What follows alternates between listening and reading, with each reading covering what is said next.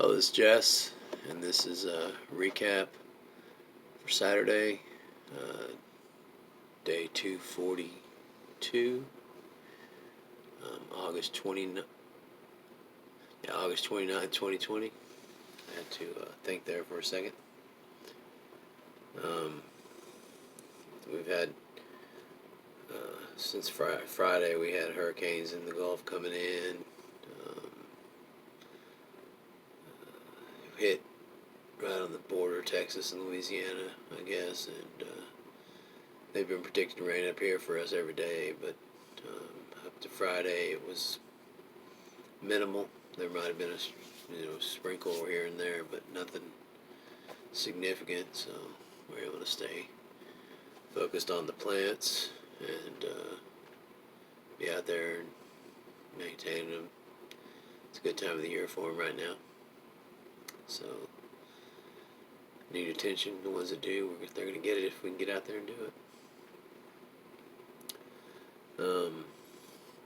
So beyond that, which was the work and stuff, the regular chores that go on around here every day. Still got all this nonsense going on with the police brutality against blacks. I don't think they're not against, a smart-ass white guy or a smart-ass Mexican or whatever. But the systemic system, that's not right. Let's just start over. Let's break this down. The system is set up in a way that was derogatory or negative to blacks. The socio-economic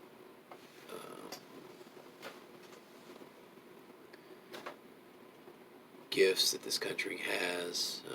There's people that don't get it. They're poor.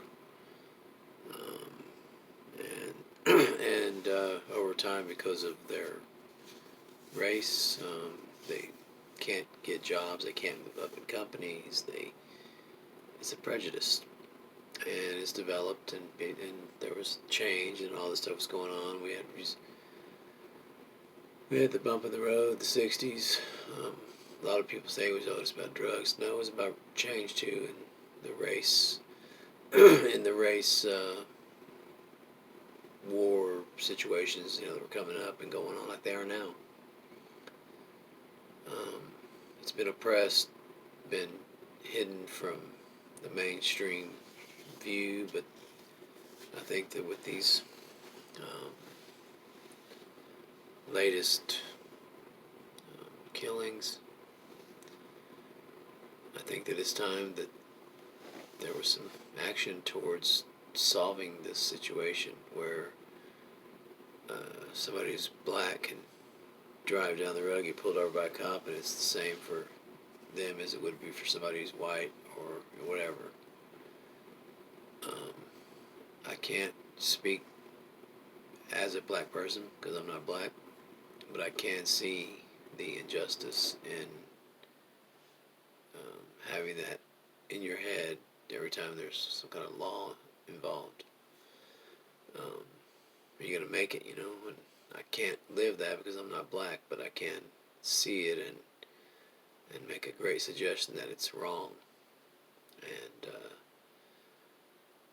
I'm not cutting myself down for being white. I can't help it, just like they can't help being black. There's issues, there's problems. They're just screaming out, making noise, and people are fighting it, or they're not listening, or they're agreeing. But this brotherhood of police, if you turn them in because you saw some, one of your fellow officers doing something wrong, you turn them in, the people, snitch, blah, blah, blah, but what it really does is if you try to be right, and follow the law that you're supposed to be representing in the first place, and you see abuse and you don't turn it in because fear of one, getting ousted by all the people that you work around with, or getting fired, or find something on you, and it's been going on for a long time. So all these crimes and all these unfortunate incidences with the black community from law enforcement, it's been buried. You know, no one's taking accountability when there's deaths. They say, oh, they were belligerent, so we had to do something. You know, and that was good enough for a long time, but now it ain't.